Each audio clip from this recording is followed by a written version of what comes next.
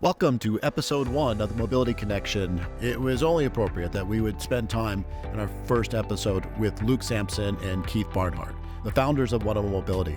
We had so much fun talking about how they met and how they created this incredible brand that we had to break it up into 2 parts. So welcome to part 1. Guys, welcome to podcast number 1. Thanks, Joe. I know your story very well, and I learned a lot more about you on the golf course when you kicked my butt a couple of weeks ago in Arizona. But I think it'd be great to start off our podcast learning a bit more about your story. And how did you guys meet?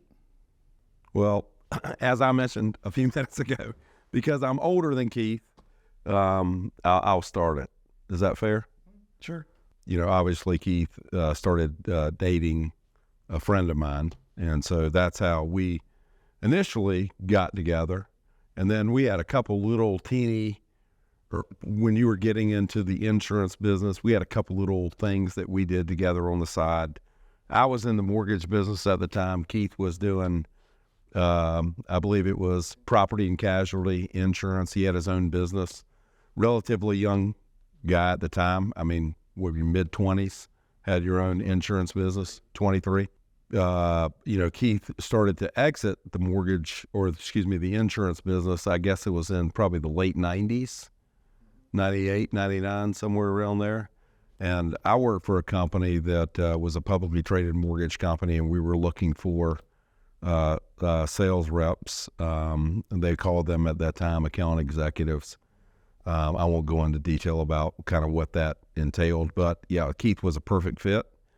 And so I brought him to Cleveland, and there is a funny story, what I consider a funny story. I'm not sure he considers it that funny, but I consider it funny. I think it's funny. The company that I worked for struggled with hiring account executives that would stick. So what we would do is we'd hire sales reps. They'd work for 6 months, and then we'd have to get rid of them. And it was almost like trying to grow your sales force like running on ice. You just never could get past a certain amount of sales reps. And so I brought Keith in. We had panel interviews at the time. And the reason we did panel interviews is because some of the other managers at the time were unsuccessful at hiring quality people. So I brought Keith in to Cleveland, Ohio. And we are kind of going through the interview process, and I think Keith does great. Well, after the interview, they asked the interviewee to step out, and then the manager, which was me, has to meet with the panel about, basically either... Just a quick aside. The panel was headed up by Dave Paskin. Dave Paskin, another founder. This world just shrinking. Yeah. You're here. I was getting there. Okay, sorry. And so I have to defend, everybody's seen Albert Brooks Defending Your Life, the movie. Well, I'm defending my candidate in front of, why did I bring him up here? Why did I fly him up here? Why did we spend this money to hire this guy? So as the managing person that brought him up, I'm defending him. And he's sitting over to the side. And they're like, I just don't think he's that smart. He's kind of country. He kind of talks slow. I just don't think he's going to do that well. I was like, you guys are crazy. You know what Keith is? Keith's a worker. He gets up every day, 5 o'clock in the morning. And what does he do till the day ends? He's working to try to drive business to his insurance company, to whatever. And not only that, as he connects with people like him. He's a likable character. We already know we have the good product to sell, right? So it's not like we're asking him to sell something that is like, crazy. No, we're selling a good product. He's a worker, and people like him. That is the recipe for success right there. And they're like, okay, well, we don't believe it, but we'll give him a chance. Well, guess what? I don't know, 5 out of 6 years he was on the top producers trip, and made me look good. And it ain't got nothing to do with me. Had everything to do with him. And so that's the way I managed at the company that I work for, is you try to hire the absolutely best people and then get out of their way, right? And the last thing you want to do is hire people that you hope work out. You want to know they're going to work out. And how do you know they're going to work out is they have these core things about them, which is, are you going to work? Are you a likable character? Are you passionate about what you do? Do you care about the customer, the outcome, etc.? And literally your income usually is secondarily or a second nature thing. It's if you do all these other things, the income comes. And that's what Keith focused on. And, he was a pleasant, not a surprise to me, but a surprise to them. So that's interesting. So did you move to Cleveland and you lived? No. So you were based here. This was the territory that I managed. And you were still here too. Look, you didn't work out of Cleveland. No, I worked out of here. I mean, I didn't stay here. I mean, I was on the road all the time. All of the sales force was out, external, remote. Yeah. So you guys are now working together. Yeah. So, I would just say, as Luke said, he's older than me. So let me just back that up a little bit and explain how much older. So Luke, actually, our first interaction, I've dedicated my life since my junior year of college to making him look good. He's in the car business for about 8 months, sells his first car to me. True. 300 ZX. Yep. I'm a junior in college. He's on his second job. Yeah. Hammock shop. Yeah, hammock. Selling cars. Selling cars, yeah. Then, the mortgage business, and then 101. Kind of the evolution of our friendship started in, I guess it was 1993. Right. My junior year of college. Yep. You had been out of college a couple of years. And yep. He was in college for 8 years. He'd been out for a couple. That's not totally true. But, no, that's literally, that's when it started. We kind of we didn't know each other then, and our paths really didn't cross again until I started dating Lissa, his friend in high school, and we were like, wait a second, we know each other.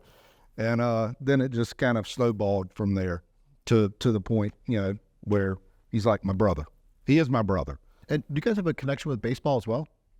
I know you played baseball. He played in college. I played basketball in college, but, I've always supported, to some degree, UNCW baseball, and I supported it because Keith played there unsuccessfully. But that's true. Thanks for pointing that out. No, he does hold several records. No, Keith, was Luke always the better golfer than you? Well, yeah, except for that day in Scottsdale. Luke is a much better golfer than I am, for sure. Yeah, that was a humbling day. His, I've learned a lot from Luke about the game of golf. He's very patient with me. Okay. We are. He's really good. He's better than he claims to be. So. Well, I want to thank you for both putting up and showing patience with me. We enjoyed it. So. Now, you got a great swing. You do. It's just don't play enough. Well, I'm looking forward to getting back out again. Didn't expect to run out of beer by the 13th hole. So you guys get together, you got this relationship, and, I know the story, and I've heard it, several times. I'm so fascinated. What was the spark for 101, and how did that get going? I mean, I'll tell you this, is like it was almost a we'll leave 101 to the side for the moment, but it was almost a business of necessity. Is that both Keith and I worked in the mortgage business, and in 2007, as everybody knows, it imploded. We both looked for jobs within the industry, and they were just unavailable. And in fact, not only unavailable, but other industries outside of the mortgage business did not want to hire people that had mortgage experience. And it was almost like a bad name, right? So we were a pariah in any industry because we were associated with the collapse of the global markets and blah, blah, blah, whatever you want to. So we couldn't find a job anywhere. So it was literally Keith and I living in the same town, fortunately, knowing each other for a decade, if not more, getting together and say, what are we going to do? We're both in the same boat. Keith was a great award-winning accounting executive at Novastar. I happened to be a manager. Well, guess what? Now the playing field's even. We got nothing. Not only do we have nothing, is all of our investments in the publicly traded company that we worked for was at zero. So all of the decades of money that we spent and put into that organization, where, you could say it was 6, 7, 8, 9, it was a lot of money that just disappeared overnight. And so he and I both had young families. Our kids, even though I'm older than Keith, were similarly aged. He has 2 daughters. I have 2 sons, but they're basically the same age. And we're like, what are we going to do? And it was, I can't say it was desperation, but it felt like whatever we chose to do, it was going to be critical that it worked.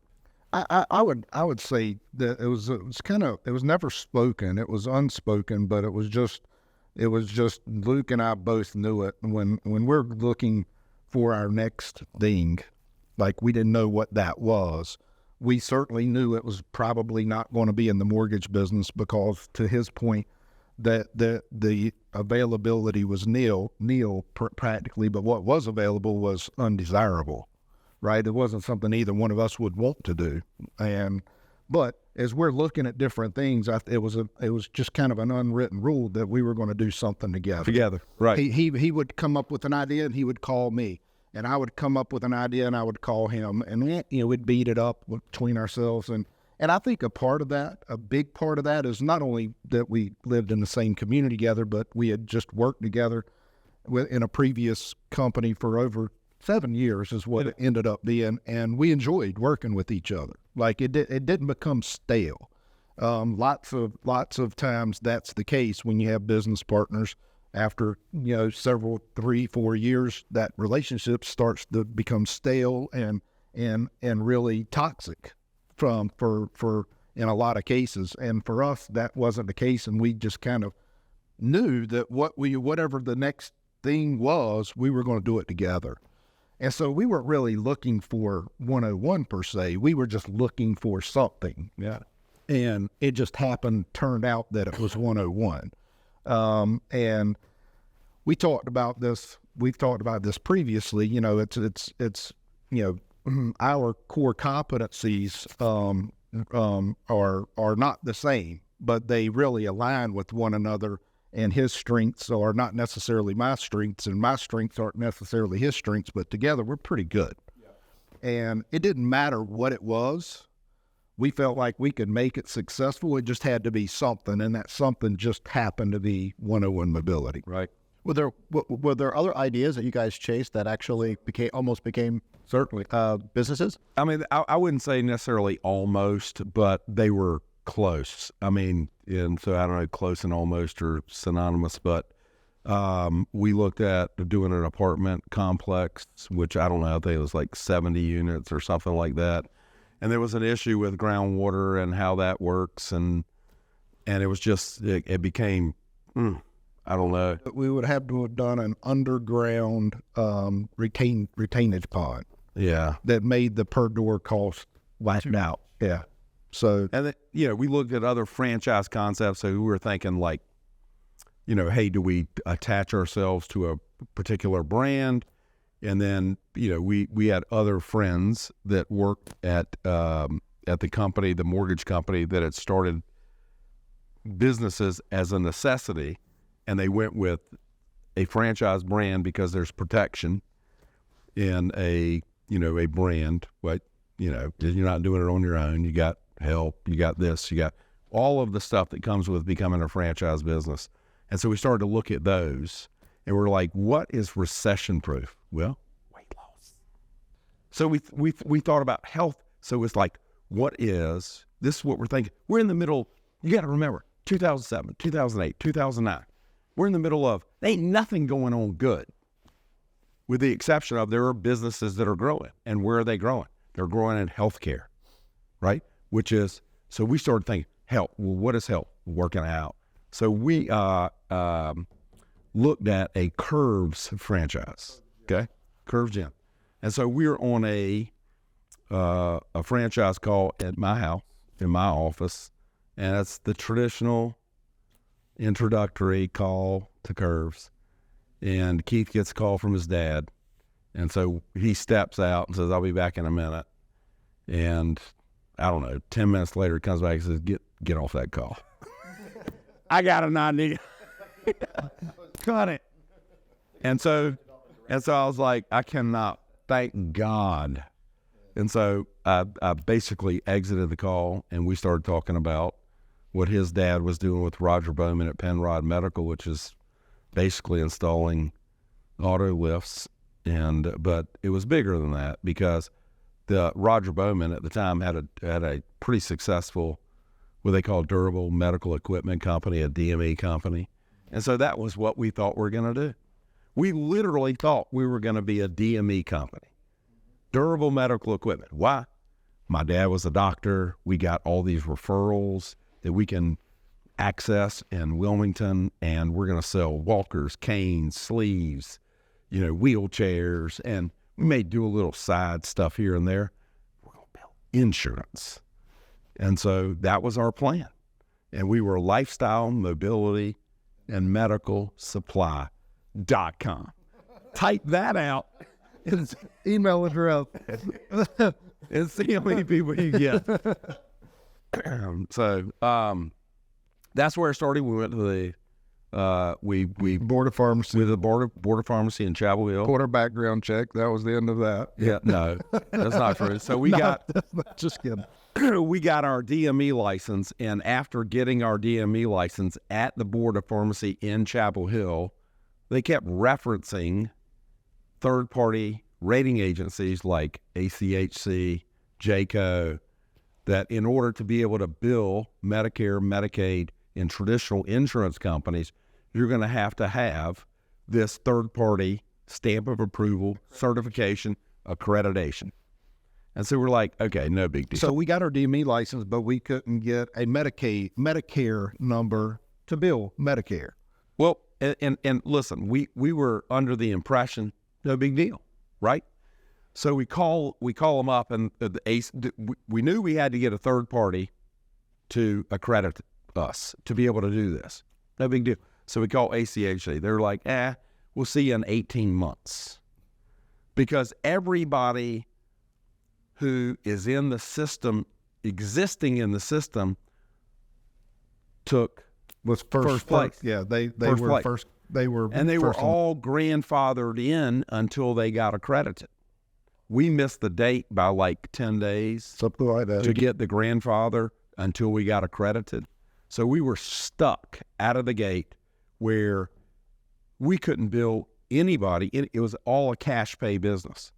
And so we sat back and go, what do we do? Well, remember your dad was installing auto lifts. Let's go see Roger Bowman. So we drove to Salisbury, kind of got the ins and outs, and we're like, we need to call on the VA.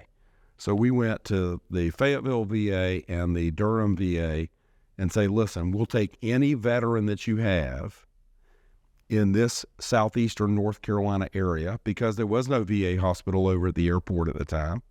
Most of them were going to either Durham or they were going to Fayetteville. And so, I don't know, I mean, we went a couple of months where I think the first sale was diabetic socks to one of your family members. Something like I love that. them all. Right. Yeah. And so brought some diabetic socks. all of a sudden we get cha-ching, cha-ching, cha-ching. Lacey from the Fayetteville VA sent us a bed delivery. They're willing to pay us $500 to deliver a bed. Done. No problem. The bed shows up, it's 2,800 pounds. It's pretty honest. We don't have anything to move it. We didn't even know what we're going to do to move it. I mean, it's not 2,800, probably 1,000 pounds. 1,000 pounds. So ultimately, I drive over there with the bed, knock on the door, nobody answers. I'm just trying to get $500, right? I just want to deliver the bed, and I do a little VA delivery ticket. It's delivered, customer signs, send it back. I can run the PO. I'm good to go. We have $500. This is our job, cops. Well, I take the bed back because nobody answered the door. I call and leave a message. Nobody calls me back. 2 days later, I call and leave a little nastier message. Hey, man, I'm just trying to get this bed to you, blah, blah, blah, whatever. And so the next day, I drove over there again, knocked on the door. Nobody answers. And this time, I actually take out a pen and paper. And I was like, listen, dude, you know, you're wasting my time, blah, blah, blah, whatever. Stick it in the door. And then the landlord calls me a couple hours later. It's like, hey, this guy like died like 6 months ago. And so it's a horrible story. But it was, we were trying to deliver, this is how kind of first big order. And the good news is, Just first order. the first order, the good news is we passed that bed on to another business. They came and picked it up, and they allowed us for attempted delivery to actually run the PO for $500. And look, I'm not, you know, I think probably at that point the VA ought to understand their customers a little better than what it was, but you kind of understood at that point they were so backed up that, you know, they didn't know. So that was the beginning. And so, Yeah, a couple interesting asides. So Luke mentioned the lady named Lacey. And so Lacey that's her name. She's like Cher, except not. Her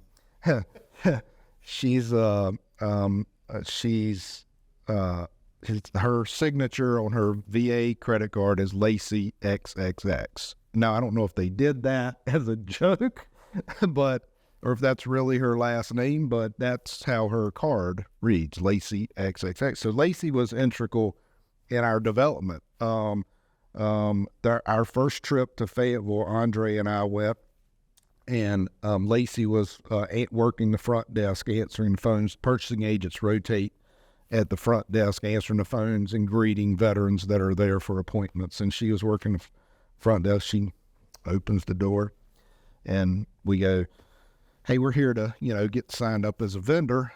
We'd like to, do some stair lifts and ramps. And, well, it's actually just ramps and auto lifts at that time. That was it, ramps and auto lifts. And she's like, okay, do you have a DUNS number? And we're like, no.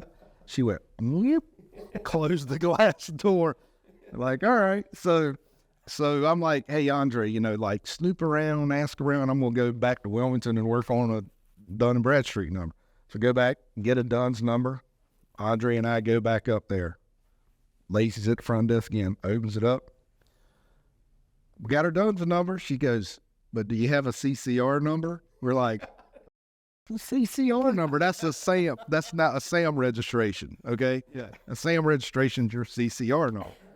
So I'm like, oh, gee. And so I was like, no. She goes, closes the door on the skin. Well, so we get the CCR number. We're ready to go back up there. We're like, all right, we got everything. I called Roger. I'm like, is there anything else I need? Because, he's like, no. That should get you, name, address, tax ID number, everything else. Those are the two things you need that you probably didn't have. Well, in the interim, Andre had gotten to know the security folks and had figured out that Lacey's husband was one of the security guards. And so when we went back in, we checked in with the security station, and Andre's like, hey, walk us up there and, introduce us to your wife, kind of give us we don't think she likes us very much type of deal, tell her we're cool dudes, And so he walked up there with us, she's like, hey, how you doing? To him, she's like, oh God, these guys are back. What do y'all want? and that's part one with Luke Sampson and Keith Barnhardt on the Mobility Connection. Tune in for part two to hear how their story develops. Thank you, and we'll see you in the next episode.